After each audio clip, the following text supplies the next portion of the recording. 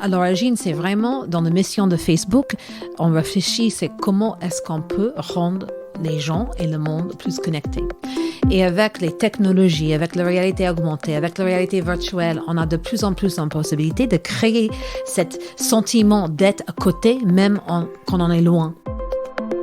Vous en avez assez des séances de visio fatigantes et mal foutues? Facebook lance Workrooms, un système pour travailler à distance avec des avatars en réalité virtuelle. C'est l'annonce high-tech de la semaine et on en parle dans Monde Numérique avec une interview exclusive de Michèle Gilbert, représentante de Facebook France. L'actu cette semaine, c'est aussi Twitter qui part en guerre contre la désinformation. Apple, de son côté, promet de filtrer les images pornographiques sur les smartphones de nos enfants. Et puis Sonos, le fabricant américain d'enceintes connectées, accuse Google et Amazon de violation de brevets. Enfin, avec le télétravail, l'usage de la signature électronique explose. On en parle avec le spécialiste français YouSign. Voilà, c'est le programme. Je suis Jérôme Colombin, journaliste spécialiste des technologies. Bienvenue dans Monde Numérique numéro 10 du 21 août 2021.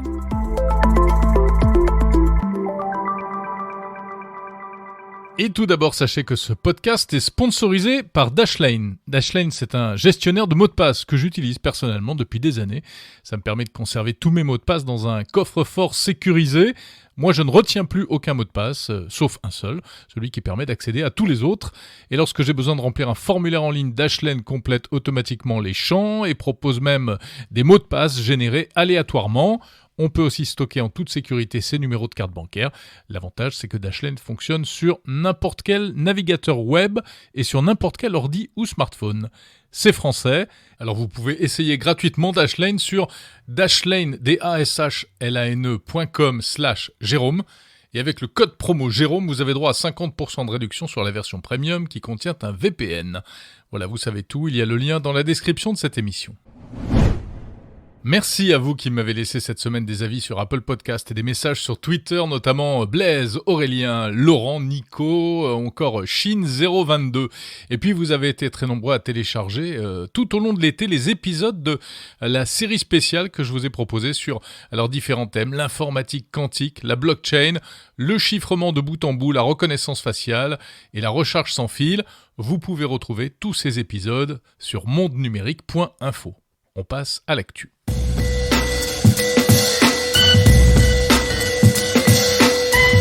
Ce petit bruit, vous le connaissez bien si vous êtes utilisateur de Twitter. Et le problème, c'est que derrière ce petit bruit se cachent parfois de fausses informations. Alors on va pouvoir bientôt les signaler, ces fake news. En tout cas, aux États-Unis, en Corée du Sud et en Australie pour commencer, et puis seulement certaines personnes, car il s'agit d'un test. Un test pour essayer de mieux endiguer la désinformation sur Twitter. Les plateformes sont souvent accusées de ne pas en faire assez. Donc là, le test qui est mis en place par Twitter va permettre de signaler à chaque fois si une information nous paraît fausse. On pourra dire si ça concerne la santé, la politique ou autre chose. Twitter explique qu'il n'y aura pas forcément d'action systématique, qu'ils ne pourront pas répondre à chaque signalement. Il faut dire aussi que Twitter n'a pas forcément les moyens de Facebook ou de Google, mais c'est un début pour voir ce qu'il sera possible éventuellement de mettre en place de manière pérenne. Il n'y a pas que Twitter qui veut faire le ménage, il y a aussi Apple, et la marque à la pomme s'attaque à un gros problème, un gros dossier, la pédopornographie, avec l'ambition de lutter à la fois contre les images pédophiles qui peuvent circuler sur les réseaux, mais aussi contre les images pornographiques sur les smartphones des mineurs. Alerte aux dick pics et aux nudes. Alors, de quelle manière ? Eh bien, d'abord, en ce qui concerne donc ces images qui ne devraient pas tomber entre les mains des plus jeunes.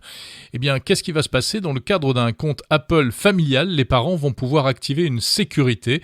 Et si des enfants qui utilisent un iPhone ou un iPad reçoivent des images porno via iMessage, celles-ci seront automatiquement floutées et les parents recevront ou pourront recevoir un message d'avertissement. Le système de détection automatique fera appel à de l'intelligence artificielle à base de machine learning, nous explique Apple, afin de détecter automatiquement ce type d'image. Ça, c'est pour les photos porno. En ce qui concerne les images pédophiles, c'est-à-dire vraiment, là on parle d'abus sur mineurs, eh bien c'est un autre système qui va être mis en place. Si des photos pédophiles sont détectées dans l'application photo d'un utilisateur d'iPhone d'iPhone ou d'iPad. Alors déjà, la police sera prévenue, le compte de l'utilisateur sera suspendu, et les images seront comparées avec celles contenues dans des fichiers d'enfants abusés ou disparus, ce qu'on appelle les fichiers CSAM, Child Sexual Abuse Material. Bref, l'usage des appareils Apple va devenir compliqué pour les pédophiles, et c'est plutôt bien. Sauf que, ça ne passe pas comme une lettre à la poste, au contraire, car ça se heurte à un principe de base, la vie privée. Et on sait justement qu'Apple promet de tout faire pour protéger les données privées des utilisateurs. Donc, des associations, et des dizaines même d'associations à travers le monde, ont protesté contre cette mesure décidée par Apple. Elle parle de surveillance, de censure. La crainte, c'est qu'un jour, un État demande à Apple d'utiliser éventuellement ce système pour filtrer tel ou tel type de contenu. Voilà, c'est un sujet compliqué avec deux logiques qui s'affrontent. La protection des mineurs d'un côté versus la protection de la vie privée.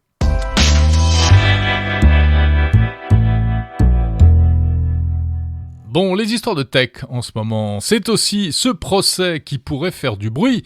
Normal, puisque ça concerne des fabricants d'enceintes connectées, en l'occurrence Sonos et Google. Le premier, Sonos, l'américain fabricant d'enceintes multiroom, accuse le second de piratage de brevets. Google aurait piqué des brevets Sonos. On sait que Sonos est le pionnier du multiroom sans fil, c'est-à-dire des enceintes synchronisées dans toute la maison en Wi-Fi. Et apparemment, Google aurait un petit peu tapé dans les trésors de guerre de Sonos en s'appropriant les brevets. Alors on ne sait pas lesquels exactement, mais ça porterait sur 150 brevets et plus précisément sur 5 d'entre eux. Et en janvier 2020, Sonos a donc attaqué formellement Google en justice. Ils ont gagné une première bataille. Un juge américain a estimé que oui, il y avait violation de brevet, mais Google conteste. Décision finale le 13 décembre prochain.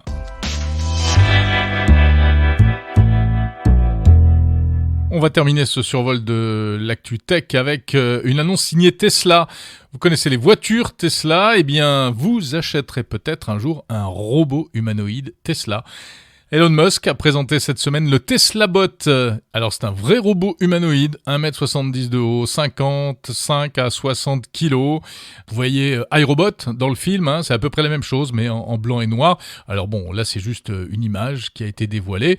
On nous promet un prototype pour l'année prochaine. Alors pourquoi Tesla se mettrait-il à fabriquer des robots ? En fait, comme l'a expliqué Elon Musk, les voitures Tesla sont déjà un peu des robots. Elles sont bourrées de capteurs, d'intelligence artificielle, elles savent regarder, reconnaître l'environnement.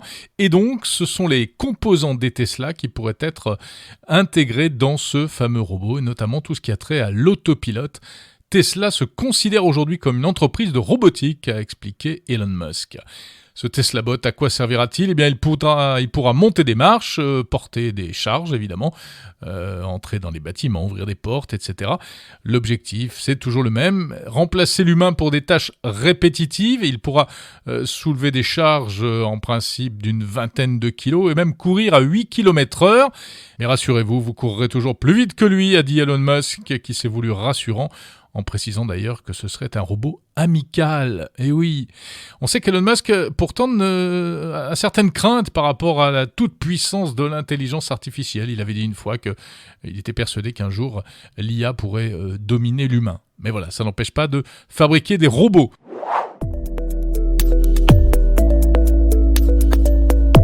On va passer du robot au monde virtuel. Vous l'avez peut-être suivi cet été, Mark Zuckerberg a fait une annonce qui n'est pas passée inaperçue. Il a dévoilé un projet sur lequel travaillerait actuellement Facebook, un projet qui s'appelle Metaverse. Metaverse, c'est un monde virtuel pour le travail et le divertissement. Alors Metaverse, c'est pas lui qui a inventé ça, c'est un concept apparu en 1992 dans un roman de science-fiction, Le Samouraï virtuel. Et aujourd'hui, c'est un concept qui est très à la mode dans la Silicon Valley. Plusieurs grands patrons d'entreprises high-tech ne jurent plus que par le Metaverse. Alors, ça consiste à mélanger la réalité, la vraie, tangible, celle de tous les jours, avec la réalité virtuelle, le numérique. Autrement dit, passer de l'ère des écrans et des claviers à l'ère des masques de réalité virtuelle et des univers virtuels sur écran. On n'ira plus sur Facebook, on ira dans Facebook. Et cette semaine, Facebook vient de lancer un service qui est accessible également en France, qui s'appelle Horizon Workrooms, des salles de travail virtuelles. Alors c'est plutôt intéressant, Et on va en parler avec Michèle Gilbert. Elle est directrice de la communication de Facebook pour l'Europe du Sud. Et je suis ravi de l'accueillir dans Monde Numérique pour qu'elle nous décrive ce fameux Workrooms. Bonjour Michèle Gilbert. Bonjour. Alors ce Workrooms, c'est un peu la première brique de Metaverse. Oui, on a fait un peu le voir comme ça et juste pour revenir un peu sur la vision de marque parce que c'est très important et ça ne date pas d'hier qu'il a une vision surtout sur ce qu'on appelle maintenant le Metaverse. Mais à l'origine, c'est vraiment dans la mission de Facebook, on réfléchit, c'est comment est-ce qu'on peut rendre les gens et le monde plus connectés. Et avec les technologies, avec la réalité augmentée, avec la réalité virtuelle, on a de plus en plus la possibilité de créer cet sentiment d'être à côté, même quand on est loin. Et vraiment d'avoir cette interposition, je ne sais pas quel est le mot, mais cette espèce de parallélisme ou combinaison entre la vie réelle et la vie virtuelle. Et en fait, c'est un peu ça le Metaverse. Comment est-ce qu'on peut augmenter la vie réelle avec la technologie? Donc, cette vision est ancrée un peu dans la réflexion de marque et de l'entreprise depuis un moment. Et on voit avec, en fait, même toute la stratégie de l'entreprise, l'achat d'Oculus. Oui, le casque de réalité exactement, virtuelle. Voilà. L'investissement. On a annoncé il y a quelques mois, même plus d'un an maintenant, le partenariat avec Ray-Ban et Luxottica pour réfléchir sur les lunettes connectées. Il y a beaucoup d'annonces et beaucoup de choses que nous faisons afin de faire ces premiers pas vers ce qu'on peut dire le Metaverse. Donc, ces workrooms sont des lieux où, aujourd'hui, on constate que, malheureusement, avec la pandémie, on a changé très rapidement nos habitudes de travail. Donc, on a appris qu'on peut travailler ensemble, mais quand même, on a entendu que les gens ont besoin d'avoir un sentiment de présence, de sentir à côté de quelqu'un. On est des êtres humains, on aime plus ou moins, surtout plus, être avec les autres. Bien sûr. Donc, on est des animaux sociaux. Exactement, depuis toujours. Et en fait, ce produit qui est proposé aujourd'hui va nous permettre de nous immerger dans un lieu de travail, même si on n'est pas à côté de quelqu'un, mais avoir le sentiment d'être à côté, le sentiment de pouvoir agir, de pouvoir dessiner son graphique, de pouvoir taper sur son clavier, mais vraiment sentir qu'on est ensemble, même si on ne l'est pas. Alors, c'est de la réalité virtuelle et de la réalité augmentée. Donc, ça se passe... Il faut mettre le casque Oculus, en fait. Tout à fait. Donc, ouais. Très simple pour ceux qui l'ont déjà. Et bien évidemment, ce produit est gratuit. Ouais. Donc, il peut être facilement téléchargeable et on met son casque et on se lance dans cette expérience avec les autres de son bureau. Voilà. Donc, moi, j'ai un peu essayé. Effectivement, bon, c'est plus rigolo qu'une visio bête avec les vignettes, comme ça, les têtes qui s'affichent sur l'écran dans des carrés. En plus, on sait que c'est très fatigant, ces séances de visio. Là, on est dans une réunion virtuelle, en fait. Bon, les gens sont des avatars. Ça fait un petit peu bande dessinée, hein. Ça dépend, mais maintenant, en fait, je trouve que cette nouvelle génération, les gens qui sont immergés dans le monde du travail, ils sont très habitués à la avatarisation et cette façon de se projeter à travers un avatar. Et c'est la façon que maintenant que est le plus évident à faire. Et en plus, on se ressent représenté par cet avatar. Et grâce à cet avatar, on est vraiment en train de faire des actions. On n'est pas juste, comme tu viens de dire, une tête dans un carré sur un écran. Mais on est vraiment dans une salle de réunion où on peut agir, réagir. Oui, on peut se tourner participer. À droite, à gauche pour regarder ses collègues, etc. C'est assez étonnant, je pense, que des premières expériences, et c'est pour ça que ça devient de plus en plus démocratique, la réalité virtuelle, où on peut vraiment s'immerger dans des choses au-delà de bureaux, d'espaces de bureaux, des expériences qui sont faites. Oui, mais Michèle Gilbert, est-ce qu'on va tous travailler 8 heures par jour avec un casque de réalité virtuelle sur la tête? Non, mais c'est pas ça. C'est jamais tout ou rien. Encore une fois, dans nos vies, il n'y a jamais tout ou rien. Vraiment, et c'est de là le Metaverse, c'est une combinaison de le meilleur du réel avec le meilleur de la réalité virtuelle. Mais c'est pas tout ou rien. Et aujourd'hui, le casque, non, c'est pas l'objectif, mais c'est afin de donner une expérience aux gens qui ne peuvent pas se réunir au quotidien, parce qu'on aura toujours besoin de se réunir. Personne ne dit le contraire, on a toujours besoin de la réalité, mais aujourd'hui, avec la pandémie, on ne peut pas voir les gens comme on pouvait autrefois. Ça nous donne une expérience qui est différente, plus engageante, et qui nous donne le sentiment d'être proche. Donc cette innovation, elle est lancée à cause de la pandémie ou bien grâce à la pandémie, elle va prendre tout son sens et elle était déjà dans les tuyaux depuis très longtemps? Déjà dans les tuyaux, et ça fait que juste que le timing est plutôt intéressant avec tout ce qui se passe, mais c'est des tendances qui sont dessinées depuis un moment. Oui, puisqu'il y a des choses, par exemple, on peut citer Microsoft aussi, c'est impliqué dans cette voie, hein, avec des outils, avec HoloLens Mesh pour travailler, même sur des maquettes virtuelles, etc. Donc on sent que vraiment il y a une tendance de fond. Est-ce que vous utilisez Workrooms chez Facebook? On est en train d'expérimenter entre nous et toutes les équipes on appelle ça des bêta-testeurs ou même avant bêta-testeurs. Et donc, on a bien évidemment la grande opportunité d'avoir tous les produits en amont pour tester. Et moi, j'ai vraiment la chance d'habiter et de partager ma vie avec un geek qui teste, qui teste tout. Donc, il n'y a pas un produit... Faut pas trop s'approcher des geeks. Il n'y a pas de produit qui sort sans être vraiment testé et approuvé par le geek le mari de la boss de Facebook. Exactement. D'accord. Et donc, il est assez exigeant. Donc, franchement, testé et approuvé, donc je suis très sereine. Ouais. En plus, je crois qu'il est un peu, justement, pro de la réalité virtuelle. Hein. Très pro. Ouais. Bon, donc ça démarre, c'est lancé, c'est gratuit. On peut se connecter à plusieurs dizaines de personnes, hein, c'est ça? Exactement. Et puis on va pouvoir partager des applications pratiques aussi, parce que c'est pas juste pour se parler, c'est pour travailler. C'est pour travailler, donc il y a l'intégration avec les applications pratiques, comme on a dit, avec les tableaux virtuels, toute une batterie d'outils qui sont vraiment bureautiques pour rendre cette expérience le plus vrai de la réalité. Ouais. C'est l'avenir du télétravail? C'est peut-être un brique du télétravail, mais je dis au-delà du bureau. Tout simplement, on voit déjà que ces technologies sont utilisées par des médecins, par des chirurgiens, par des instances aussi de formation. Parce que toute cette... On peut, par exemple, je passe de coq-à-l'âne, mais c'est très intéressant pour comprendre d'où ça vient. Les médecins aujourd'hui peuvent s'entraîner dans un monde de réalité virtuelle afin de faire des opérations qu'ils ne pouvaient pas tester en live sur quelqu'un. Donc, c'est vraiment très utile, ce monde qui va combiner les deux, et ça peut développer dans beaucoup d'industries, non seulement juste dans un cas de bureau, mais dans une façon de formation médicale ou d'intervention même médicale. Michel Gilbert, c'est Facebook quand même. Vous allez récupérer toutes nos données personnelles et faire de la pub ciblée avec ça? Vous allez écouter nos conversations sérieusement? Non, mais c'est vraiment. toujours... Moi, j'adore ce type de questions.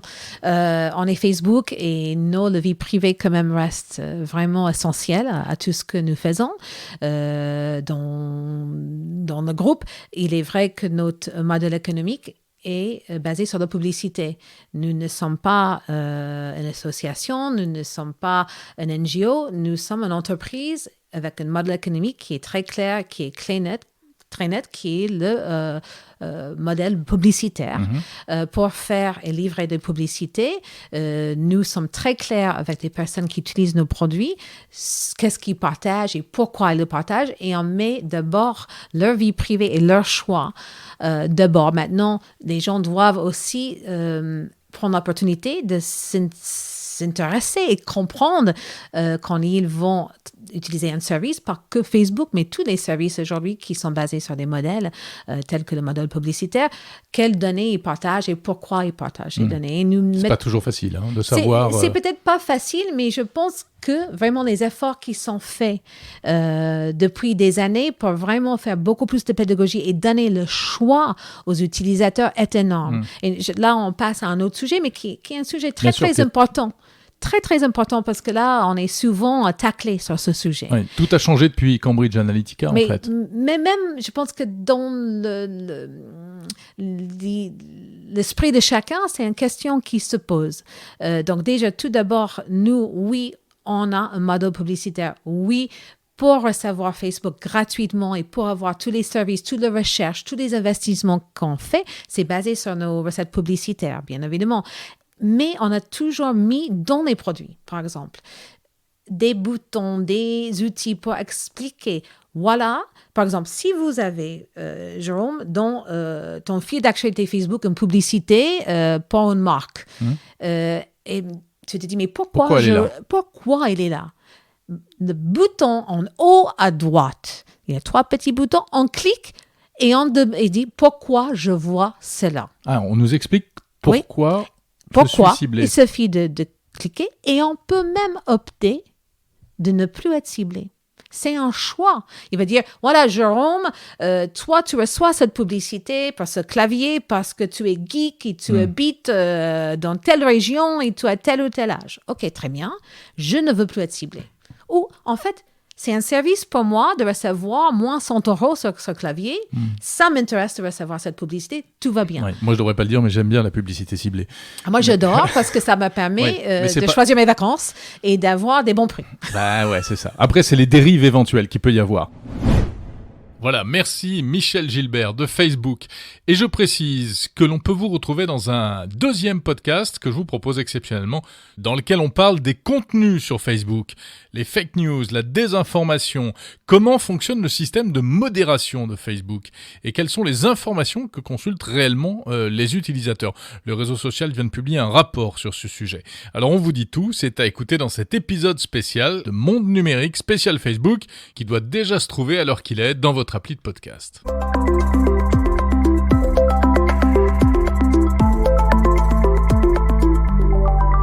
En attendant le monde virtuel de Metaverse, eh bien on peut déjà faire plein de choses à distance et on a pu le constater lors des confinements à l'occasion de cette crise sanitaire. Signer un bail de location, un prêt immobilier, un contrat commercial à distance par internet, aujourd'hui c'est vraiment facile grâce à la signature électronique. Cette signature électronique, c'est légal en France depuis plus de 10 ans, mais on a l'impression que c'est surtout maintenant que cela se développe. On a assisté à un boom avec la crise sanitaire. Les confinements ont accéléré tout ce qui est dématérialisation, on va dire, et la signature électronique en fait partie. Alors c'est plutôt bien parce que ça présente plein d'avantages, la signature électronique. Ce sont des acteurs privés qui s'occupent de cela, il y en a plusieurs sur le marché, et moi j'ai choisi de rencontrer l'entreprise française YouSign. J'aime bien m'intéresser aux entreprises françaises de technologie. YouSign est basée à Caen, elle vient de lever 30 millions d'euros pour accélérer son développement, elle va se développer notamment auprès des petites entreprises pour leur offrir ces technologies. Donc c'est l'occasion de faire le point sur la signature électronique avec le cofondateur et CTO de YouSign, Antoine Louiset, qui nous explique d'abord exactement ce qu'est la signature électronique. Parce que ça ne veut pas dire signer un document et ensuite le scanner, ou même dessiner une signature avec sa souris. Non, ça ce serait trop facile. Une simple image dessinée n'est pas une signature électronique. Sur un smartphone ou une tablette, l'image d'une signature n'a pas de valeur juridique en tant que telle. C'est tout ce qu'il va y avoir derrière qui va permettre de donner une valeur juridique à cette signature.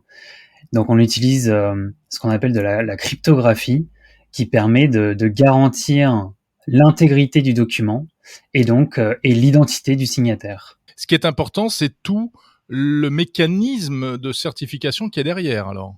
Exactement. Il y a plusieurs niveaux de signature électronique pour garantir l'identité de la personne, l'identité du signataire. Donc, on peut aller jusqu'à demander d'uploader et de télécharger une photocopie de pièce d'identité. On peut aussi faire des vérifications de l'identité via des face-à-face physiques et prochainement, d'ici la fin de l'année, du face-à-face à distance qui sera un équivalent du face-à-face physique. Et qu'est-ce qu'on peut signer électroniquement aujourd'hui ? Est-ce que je peux tout signer ? Il y a 99% des documents qu'on peut signer de manière électronique.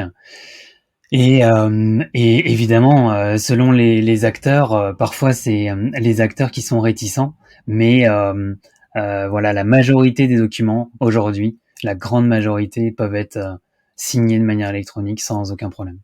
Aujourd'hui, tout le monde utilise la signature électronique. En 2020, il y a eu un boom évidemment des demandes, donc ça a eu un impact dans, l'adoption sur le marché de ces solutions, puisque on était bloqué sans signature électronique, puisqu'on ne pouvait pas sortir de chez nous, et donc on a découvert, certains ont découvert ce procédé. Et puis quand on commence à utiliser la signature électronique, on peut plus revenir en arrière. C'est trop dur de le faire dans l'autre sens. Donc l'essayer, c'est l'adopter. Est-ce que la signature électronique, au fond, n'est pas plus sûre que la signature manuscrite sur un bout de papier. Complètement. Oui, faut être fort pour savoir si la signature qu'on a sur un contrat qu'on a reçu par la poste, c'est vraiment la bonne personne qui l'a faite. Exactement, on a beaucoup plus d'informations sur une signature électronique, même sur les premiers niveaux avec par exemple l'envoi du code SMS, le numéro de téléphone, l'adresse mail qui a été utilisée. Tout ça, c'est des informations qui permettent d'avoir plus de preuves qu'une signature manuscrite. En France, c'est vieux. Hein. C'est depuis l'an 2000 en France que c'est reconnu d'un point de vue juridique. Et là, on est en train de vivre cette adoption beaucoup plus massive. Quand on parle de signature électronique, entre amis ou je dirais en famille, eh bien, on a de plus en plus de personnes qui ont déjà vécu et qui ont déjà utilisé la signature électronique, soit via des banques, soit chez le notaire, ou dans évidemment d'autres cas, puisque on se retrouve confronté à la signature électronique de plus en plus. Il y a des gens qui refusent, il y a des réticences par rapport à ça, vous le constatez, vous, chez YouSign, ou pas du tout? Oui, mais je dirais que ça devient de plus en plus à la marge. Donc, on voit que l'ensemble, je dirais, des entreprises, des administrations s'adaptent pour justement accepter la signature électronique de plus en plus dans leur process. Merci Antoine Louiset, CTO de YouSign, entreprise française de Normandie. C'est bientôt la fin de Monde Numérique. Quelques anniversaires avant de refermer ce podcast. Mardi prochain, 24 août, on fêtera les 20 ans de Windows XP. Version historique du système d'exploitation de Microsoft. Windows XP, c'est vraiment celui qui a démocratisé quasiment la micro-informatique, comme on disait à l'époque, auprès du grand public. Il était très décrié au début, et puis après, il s'est stabilisé avec beaucoup de mises à jour, et c'est devenu l'un des meilleurs systèmes, l'un des meilleurs Windows, qui a duré le plus longtemps. Juste avant, il y en avait eu un autre. 6 ans plus tôt, il y avait eu Windows 95, qui fêtera également son anniversaire le même jour, en fait, le 24 août, 26 ans pour Windows 95. Et puis, mercredi, 25 août, ce seront les 40 ans du Sony Mavica. Alors, ça ne vous dit peut-être rien du tout, mais c'était le premier appareil photo électronique grand public, lancé en 1981 par Sony. Si vous voulez en savoir plus sur ces anniversaires et sur bien d'autres, rendez-vous sur le site tech-time.fr. Voilà, c'est fini pour ce numéro 10 de Monde Numérique. Merci de l'avoir écouté jusqu'au bout. J'espère que cela vous a intéressé. Beaucoup de sujets cette semaine. N'oubliez pas le bonus spécial Facebook à écouter également, c'est passionnant. On se retrouvera samedi prochain avec d'autres sujets. Comme d'habitude, n'hésitez pas à noter, à commenter également ce podcast. Principalement sur Apple Podcast, sur les autres plateformes, malheureusement, il est difficile de mettre des commentaires. Vous pouvez malgré tout m'envoyer vos messages par les réseaux sociaux, par Twitter, hashtag Monde Numérique ou par Facebook. Vous pouvez vous abonner à la newsletter pour recevoir automatiquement le podcast chaque samedi en allant sur mondenumérique.info. Je vous salue, je vous souhaite une très bonne semaine, bonne reprise pour ceux qui redémarrent le boulot cette semaine. À samedi prochain.